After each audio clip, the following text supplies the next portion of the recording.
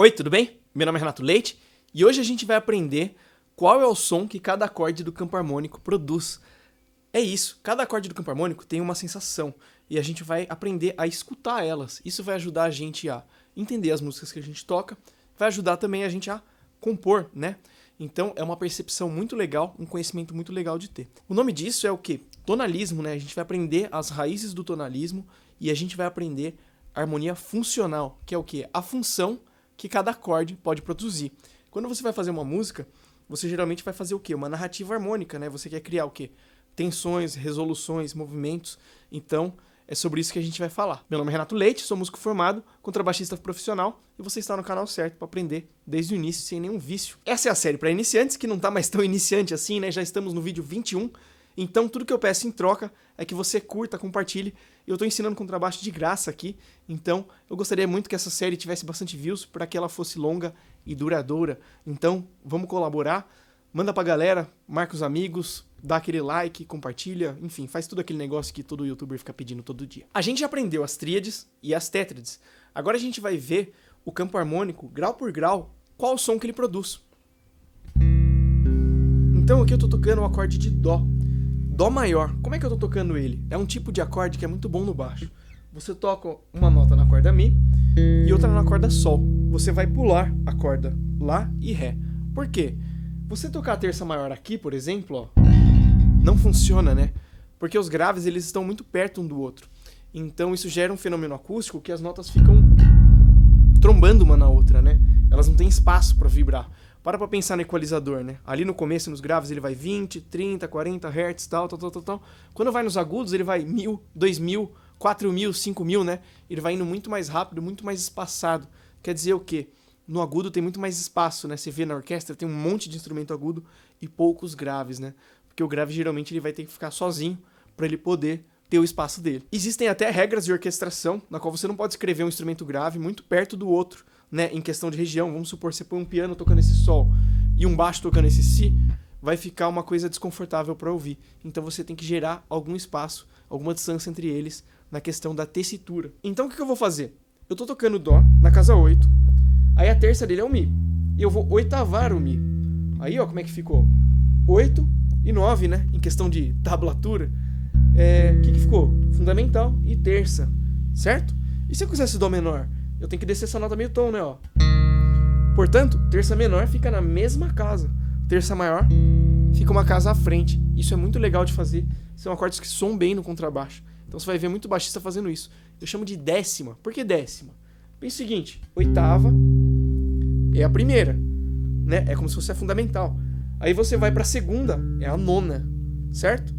Você vai pra terça, é a décima. Então pensa assim, primeira, segunda, chegou na oitava. Aí continua, né? São notas oitavadas. Você vai ter a nona e aí a décima.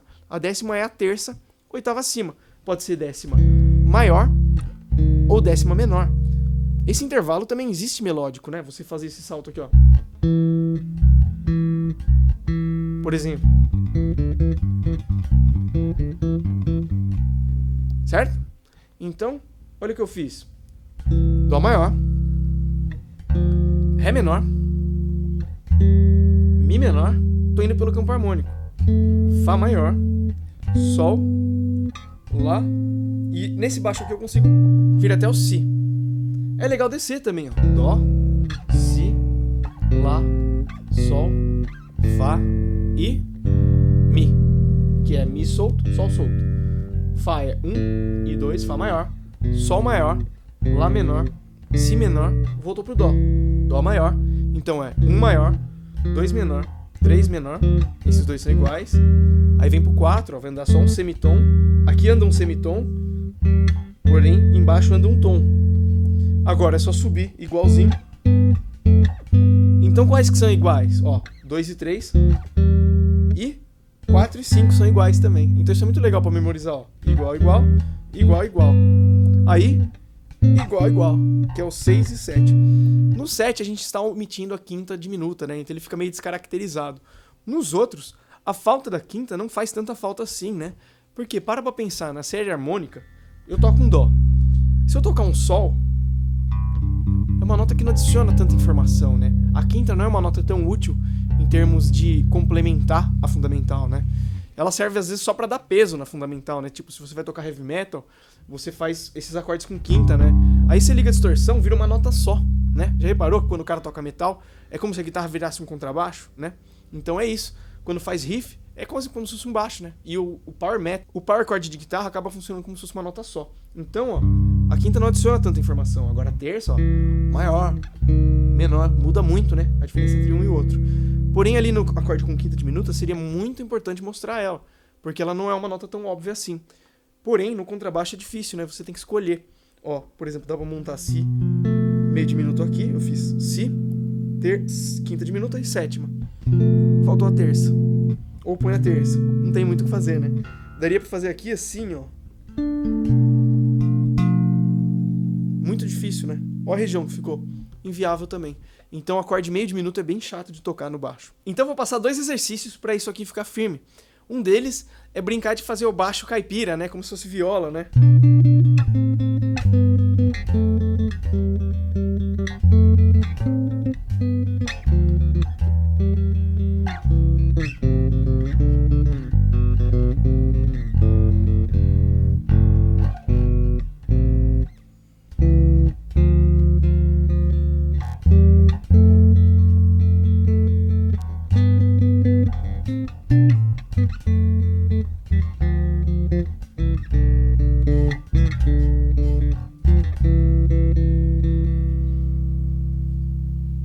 Teve só um acorde que ali que eu fiz uma aproximação, mas o resto foi tudo dentro do campo harmônico, né? Ó.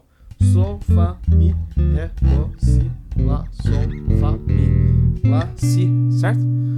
Então é isso. O outro que eu ia sugerir faz com ritmo. Eu acho que funciona muito pra tocar, às vezes você vai tocar em duo com alguém, aí o cara começa a solar, fica vazio, então você pode fazer.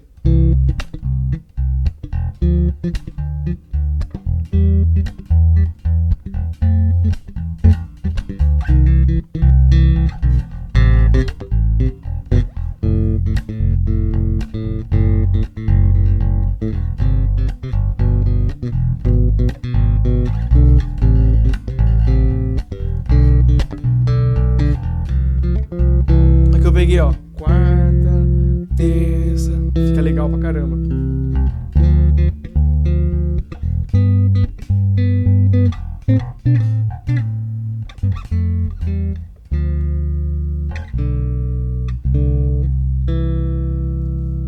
Nona, terça. Viu quais notas estão em volta da terça, ó? Terça. Eu tenho meio tom aqui, eu tenho a quarta, que é uma dissonância, ó. O acorde fica suspenso, depois a gente vai aprender isso no futuro. Ou a nona, ó, que é uma dissonância muito bonita, né, ó. É uma dissonância... É legal, né, porque você não sabe agora se o acorde é maior ou menor, porque eu posso ficar menor, né, maior. Tá bom? Então, foram esses 2 exercícios muito legais. Bom, vamos aprender a ouvir eles, né? O 1 é o acorde tônica. Isso é a verdadeira tônica, né? Não é aquilo que a gente chama de fundamental. Fundamental é a nota principal do acorde. Agora, tônica é o centro do campo harmônico, né? É o tom no qual a gente vai montar todo o centro da música, né? Então, aqui é a tônica. Esse é o acorde que tem função de repouso. Ele é o acorde que não tem dissonância. Ele é o acorde apaziguador. É como se você voltasse para casa em segurança. Ele é o acorde do centro, né? Aí, o segundo... Ele é um acorde de movimentação, ele é um acorde subdominante, ele tem a função de movimentação. Ele é muito parecido com o 4. Então, quais são os subdominantes? O 2 e o 4. Ó. Não confunda subdominante com sub 5. E nem com acorde sus. Ó, subdominante é essa função, que não é a tônica. Função tônica, função subdominante. Então eu vou ficar fazendo só isso aqui, ó. 2, 4. E aqui é o 1. 1 repousa, né? Agora eu vou fazer de novo, ó. 2, 4. Vou prolongar a tensão, ó. Volta pro 2. Você vê que não é um acorde de repouso, né? Mas também não é um acorde de tensão, né? Tensão é esse aqui, ó. Esse tensiona. porque esse aqui ele pede uma resolução. E aqui resolve. Porém, se eu ficar nele, ó, gera o quê? Uma expectativa, né? Uma tensão. Os outros também, mas os outros não são tensos, né? Esse aqui, por exemplo, ó, poderia acabar aqui. Dá uma sensação de movimentação e de algo inacabado ainda. Mas não é 100% tenso aqui. E a repouso, de verdade, é na tônica. Esse é o lugar do repouso, tá bom? Então o que a gente aprendeu? Existe um acorde de repouso, que é a tônica, que é o 1 do campo harmônico. Existem acordes de movimentação, que é o 2 e o 4. Esses são os acordes com a função subdominante. O acorde 5 é o acorde que tem a função dominante, e é sobre ele que a gente vai falar agora. O acorde dominante é o acorde que possui tensão. Por que ele possui tensão? Ele possui um trítono dentro dele, né? Há muita gente que diz que o trítono é o intervalo proibido, que a igreja, não sei o que lá, diabolos em música. Isso é tudo bobagem. Tem um vídeo do Adam Neely, quem quiser ver. É um youtuber muito legal que fala sobre isso. O trítono foi muito usado na música, né? Principalmente depois do tonalismo, né? A partir dali, o trítono se tornou necessário para que o tonalismo exista. Eu já vou explicar o que é o tonalismo e o que a gente está aprendendo aqui, né? Ó, o trítono é essa distância aqui, ó, de quarta aumentada, que possui no acorde dominante. Vamos montar ele aí no baixo para você entender? Ó, toca aqui, ó, tô tocando Sol na casa 15. Tô tocando a sétima dele, que fica na mesma casa. E a terça dele, oitava acima, ó. Então formou o quê? Uma quarta aumentada entre o Fá e o Si. Esse intervalo é chamado de trítono. Ele é a quarta aumentada dentro desse acorde. E é ele que gera tensão, porque ele vai resolver uma nota subir no meio tom e a outra descer no meio tom. Essa aqui vai subir e esse aqui vai descer. Isso é chamado de resolução de trítono, ó. Já ouviu isso, né?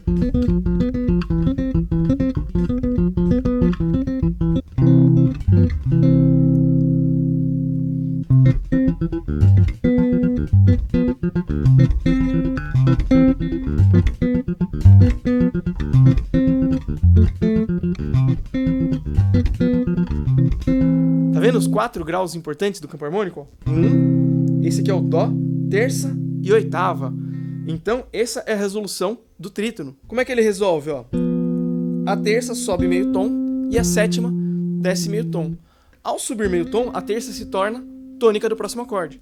A sétima, ao descer meio tom, se torna terça do próximo acorde. Então, o que acontece? Ó, Sol, para ficar mais fácil de visualizar. Legal, né? Isso aqui é chamado de cadência perfeita. Por que cadência perfeita? Ela tem a resolução da sensível, né? O que é a sensível? É o 7º grau da escala. É a terça do dominante. Ó, Dó, Ré, Mi, Fá, Sol, Lá, Si. Tá vendo o que essa nota produz? Ó? Tensão, né? Você quer resolver, né? Aí resolve, entendeu? Então, ó, Sol dominante resolve no Dó, beleza? Então, essa é a cadência perfeita. Por que ela é perfeita? Tem a resolução da sensível, então a sétima resolve na tônica. Ela tem a resolução do trítono. Ela tem a cadência que faz o quê? Tensão e resolução. Então, é chamado de cadência perfeita. Ela vai ter muita música que tem isso, e geralmente ela é usada no final de tudo, né? Você vai ouvir uma trilha de filme, o que acontece no finalzão de tudo, quando tudo dá certo e o filme acaba, vai subir o letreiro, é uma cadência perfeita, geralmente, né? Que é para dar essa sensação de que tudo estava ruim, mas agora resolveu. Isso serve para você criar, dentro da música, vários climas, né? E sensações. O legal dessa matéria que a gente está aprendendo é isso, né? Você aprende a sentir os acordes, né? Então, hoje, quando eu vou tirar uma música, por exemplo, eu ouço ela, eu consigo falar, opa, foi pro 4º grau, foi pro 6º grau, eu consigo saber para qual grau do campo harmônico a música foi, através dessas sensações. Então, isso ajuda muito para você tocar. Aí, ó, o 6º grau, esse é chamado de tônica relativa, né? Muita gente fala, o 6º grau da escala maior é a tonalidade menor. É a partir daqui que vai surgir todas as escalas menores, os tons menores. É aqui que fica, né? Então, olha só, vou te dar de presente um acorde que é Lá solto, Mi e Dó. Lembra do Dó que a gente tocou? Eu só tirei aqui, ó, e toquei o Lá solto. Então ele produz esse acorde, que eu acho que é o acorde mais triste, assim, é o acorde mais melancólico do campo harmônico, né, ó.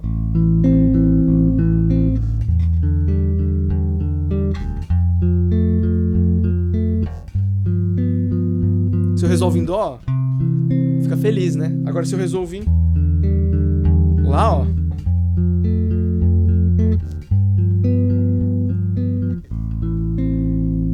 resolve muito parecido com o dó, né?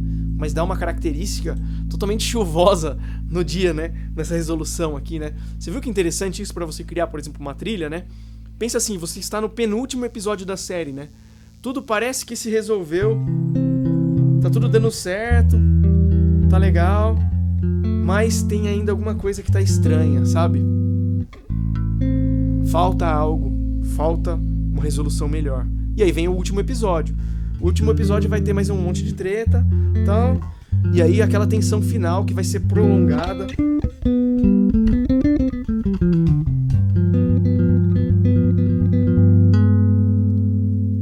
E aí vai se resolver na cadência perfeita. E aí finalmente resolveu, né? Então, são estruturas muito legais para você criar as tensões e as resoluções. Você viu que legal isso que eu fiz? Eu fiquei prolongando a dominante, né? Você já deve ter percebido que isso é um recurso muito comum, né? Na música erudita, na música clássica, trilhas de filme, de fazer a tensão mesmo durar bastante tempo. Como eles não têm ritmo, não têm levada, né? Então, você faz aquele rubato, você faz aquela coisa lenta, bem no dominante, que é para prolongar a tensão. E depois resolve de uma maneira bem épica, assim, né? Quando você cai na tônica. Isso é bem legal para criar a harmonia e criar essas tensões assim, né? Beleza? Então, resumindo, primeiro grau, resolução. Sexto grau, resolução. Quinto grau, tensão. Quarto grau, movimentação. O terceiro, ele serve muito bem para substituir a tônica, porque ele possui muita nota em comum. Quer ver? Ó? A tônica é dó, mi, sol, si. O terceiro grau é mi, sol, si, ré. Ou seja, tem só uma nota de diferença, né? Então, eu vou fazer uma melodia aqui e vou mostrar como ela se encaixa, ó.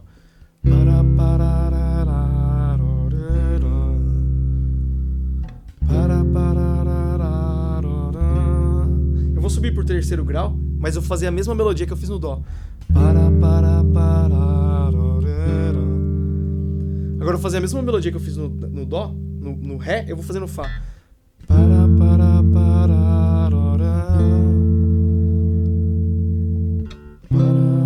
Então, ó, essa é a melodia paratônica. Agora eu vou pro subdominante.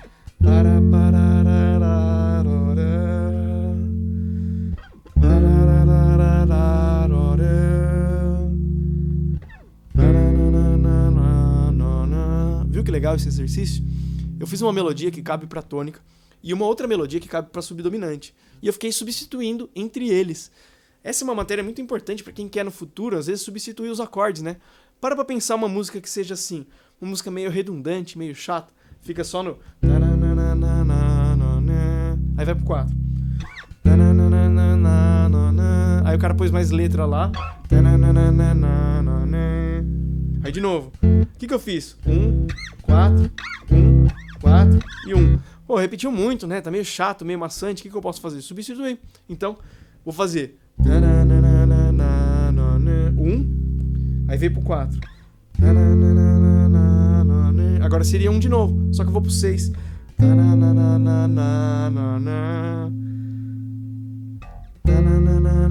Vim pro 2. Vou fazer o 3.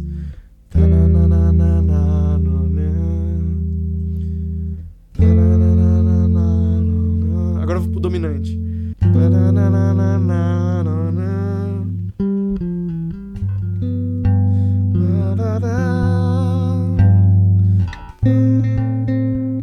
Viu? Resolvi na cadência de engano. Então, o que acontece aqui? Vamos aprender as cadências. Quando você vem do dominante para a tônica, você fez a cadência perfeita. É a tensão e a resolução. Porém, e se eu fizer dominante e não for para a tônica, for pro 4, por exemplo? Tá, isso aqui eu só fui pro 4. Mas daí eu vou pro 4 com 1. Essa é a cadência plagal.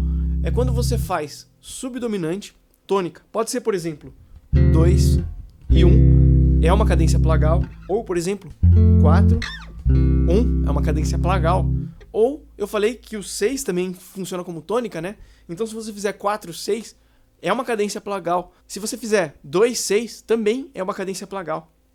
Então, ela tem essa característica de ser mais fraca, né?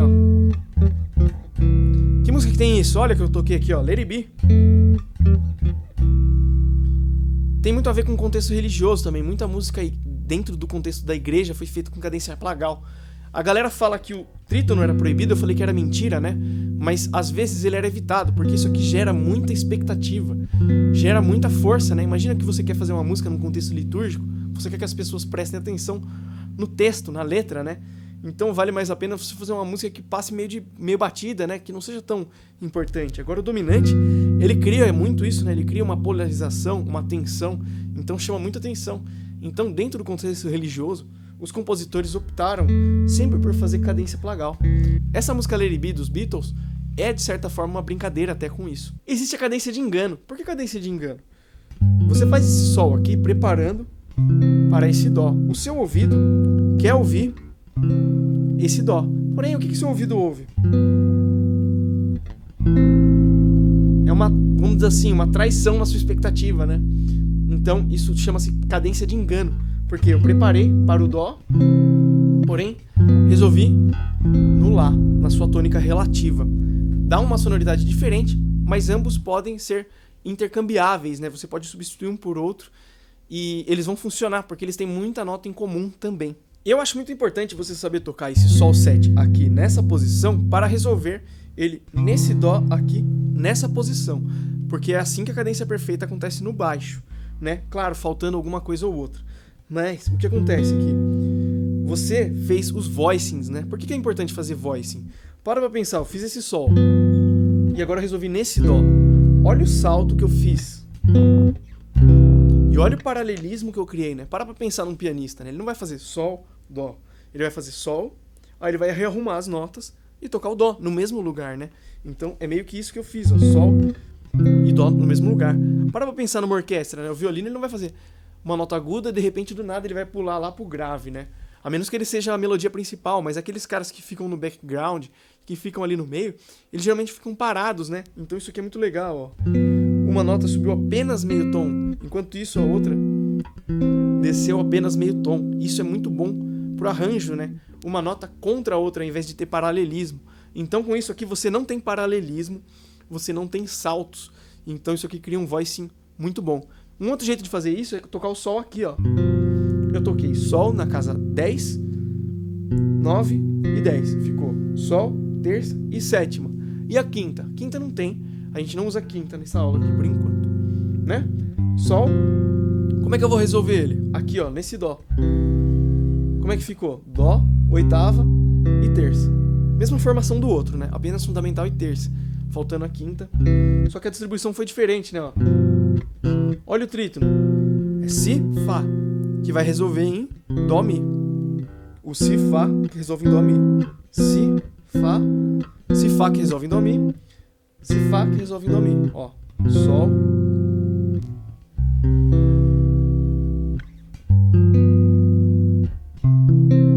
Beleza? Sem nenhum paralelismo, sem nenhum salto. Isso aqui é muito legal para pensar num coro, né? Você vai escrever uma voz para um cara cantar. Ele tá aqui. Ele só precisa subir meio tom, né? Ou então. Ele não vai precisar fazer um. Né? Ou então, sei lá. Né? Muito longe, a chance de errar é muito alta.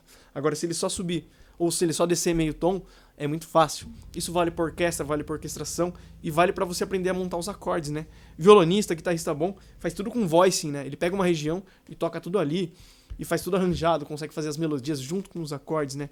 Isso é para quem já é muito avançado. Tudo isso que eu falei nessa aula é a raiz do tonalismo, né? Quando você faz as cadências, você está trabalhando com o ambiente tonal. Quando você faz tensão, resolução, cadência plagal, cadência de engano, resolução de trítono, resolução de sensível, tudo isso que eu falei nessa aula, você está falando de tonalismo. O que é isso, né? É um negócio que surgiu dentro da música no século XVI, ali no barroco mais ou menos, né? Ele vem surgindo antes, aos poucos, né? As pessoas de ouvido vão buscando ele, mas onde ele se consolida de fato é no barroco. E ali que, no bar, né, principalmente você ouve bastante o tonalismo, né? Tanto em tonalidades maiores quanto menores. Você ouve muita resolução de trítono, muita tensão, resolução, sétima, sensível, que resolve. Então, é ali que surge. Isso permanece na música clássica, depois permanece no romantismo, e isso depois pega no século XX, influencia o jazz, influencia o rock, influencia o pop, né? O tonalismo ele está presente dentro disso. Mas saiba que não é a única teoria, né? Por exemplo, você vai tocar um blues, o tonalismo não explica o blues, né? O tonalismo é uma lei, é uma regra criada por europeus brancos do século XVI. Então, ele vai servir muito para explicar esse tipo de música antiga. Acontece que se você vai tocar um Beatles, por exemplo, tem bastante tonalismo, né? Se você vai tocar um samba, tem bastante tonalismo, chorinho tem tonalismo. Acontece que ali a música já se fundiu, né? O tonalismo europeu com a música africana, né? Aqui no Brasil e nas Américas, né? Que é o que eu acho o mais legal de tudo, né? O ritmo aí sendo presente, outras regras, né? As pentatônicas e outros tipos de música, né? Que vão misturar. Você vai tocar às vezes um blues, você não consegue explicar através do tonalismo, né? Claro que alguma coisa do tonalismo tá ali no blues, né? É algo que bebeu dentro do tonalismo, né? Mas não explica, né? Então, saiba que o tonalismo é uma regra muito pequena, muito restrita para a música, né? Você não entende nenhuma música oriental, nenhuma música indiana, nenhuma música africana, nenhuma música de nenhum lugar com isso. Você vai entender apenas a música europeia do século XVI para frente, ali dentro da música clássica, romântica, e depois no século XX você vai ver isso já no pop, no rock, no blues e no jazz, só que já misturado com um monte de coisa, então não é apenas o tonalismo. Se você tiver apenas o tonalismo, você não consegue explicar todo tipo de música. Mas você consegue explicar algumas. Então acho que é muito legal você pegar o repertório que você toca e tentar analisar, fazer análises harmônicas. E é isso que a gente vai ver na próxima aula. Tá bom? Espero ter ajudado. Valeu, muito obrigado e até uma próxima.